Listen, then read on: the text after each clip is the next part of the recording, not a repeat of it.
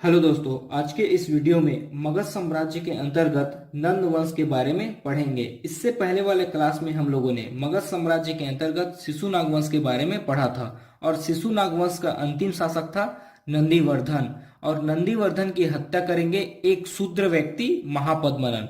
और नंदीवर्धन की हत्या करने के बाद महापद्मनन भारत में मगध साम्राज्य के अंतर्गत नंद वंश की स्थापना करेंगे। नंद वंश में कुल 9 शासक हुए हैं और नंद वंश को उग्रसेन के द्वारा महाबोधि वंश कहा गया।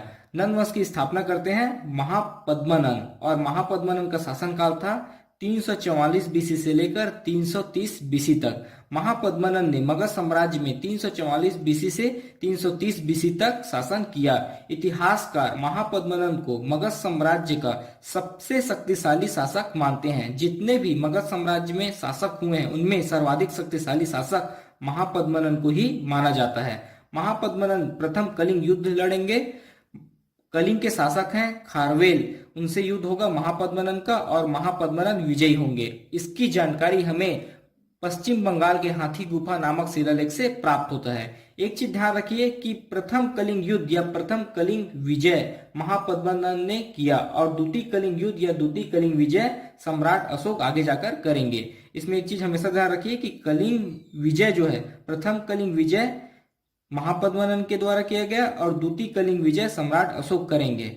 देखिए, महापद्मनन को कुछ उपाधि से इतिहासकार संबोधित करते हैं, जैसे कि सर्व क्षत्रिय हंता। नंदीवर्धन एक क्षत्रिय था और इनकी हत्या करने के कारण महापद्मनन को सर्व क्षत्रिय हंता कहा गया। महापद्मनन को एक रट भी कहा गया जिसका अर्थ होता है वीर पुरुष।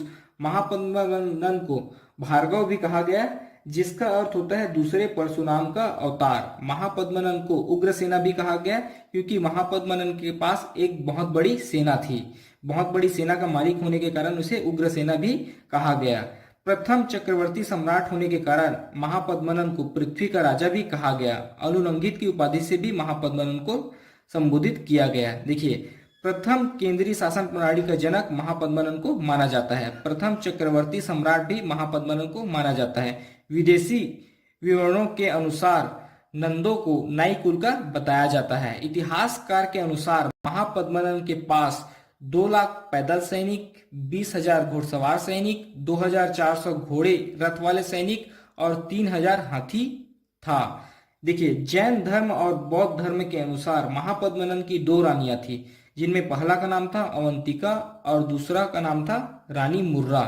और महापद्मनन का 8वां पुत्र है घनानंद। इन यूनानी इतिहासकार इसे अग्रमिच या जैंद्रमिच कहते हैं और यही नंद वंश का अंतिम शासक था।